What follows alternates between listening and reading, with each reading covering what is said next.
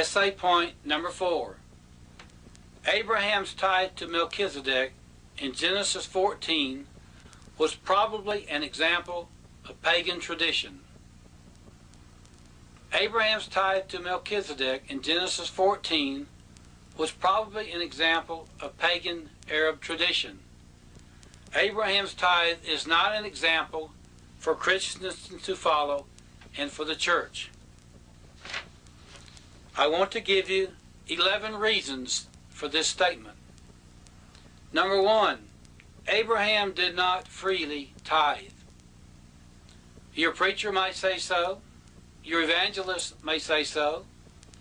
Even some commentaries may say so. But the Word of God does not say that Abraham freely chose to tithe. Number 2, Abraham's gift was not a holy tithe.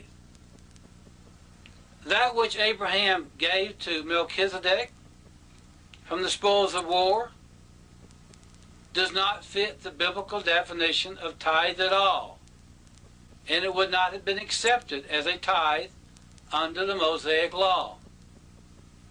Number 3, Abraham's tithe was pagan.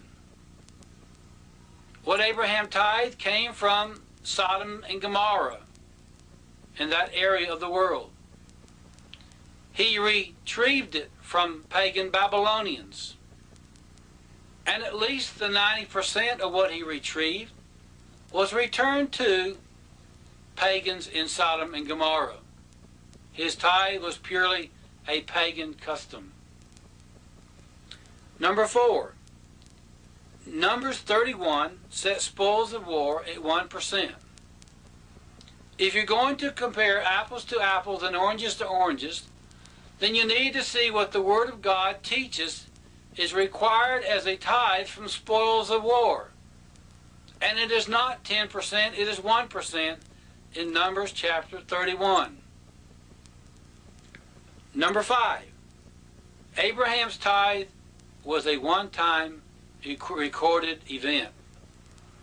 The Word of God does not record an instance of Abraham ever tithing again to anybody.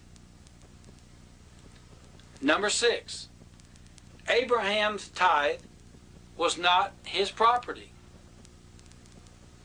The Bible does not say that Abraham ever paid a tithe from his own personal property.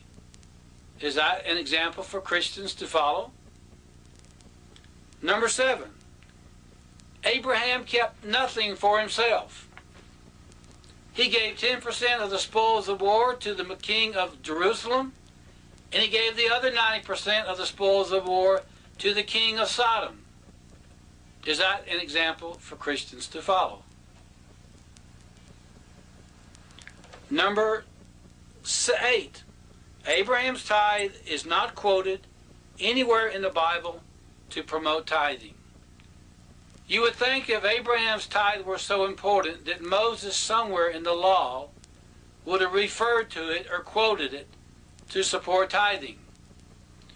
When it is quoted in Hebrews chapter 7, it is merely a vehicle to prove that Melchizedek was greater than Abraham and Aaron. Point number 9, Genesis 14, verse 21, not verse 20, verse 21 is the key text to understanding Genesis 14. If you look this up in commentaries, you'll be surprised, as I was, that more than half of the commentaries say that the 90% in verse 21 was governed by pagan Arab tradition. Point number 10, 10% to God, 90% to Sodom or to Satan. Is that an example for Christians to follow today? Point number 11, as priests themselves and the head of the household, Abraham, Isaac, and Jacob traveled their land a lot.